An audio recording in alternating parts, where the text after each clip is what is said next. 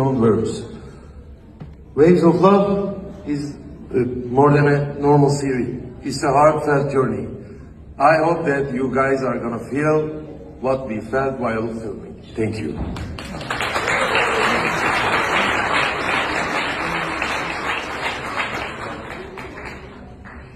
İyi akşamlar, hoş geldiniz.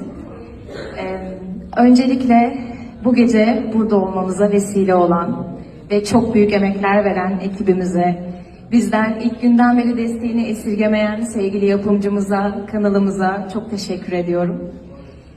Gözleri Karadeniz, sevginin her halinin sınandığı bir hikaye ve bu ekibin her bir parçası gerçekten kalplerini ortaya koydu. Şimdi burada bu kalplerin sizinle buluşacak olması inanın bizim için en büyük mutluluk. Ayağınıza sağlık, keyifli bir gece diliyorum. I will translate, guys. So, hello, welcome, as Özge said, and she really wants to thank you all for coming, the producers, and she would like to thank the team to make this possible.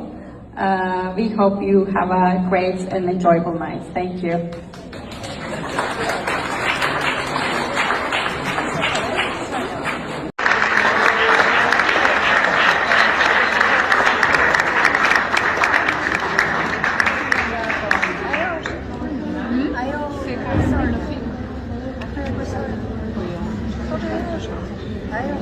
So I think normally ladies go first, but I'm gonna start.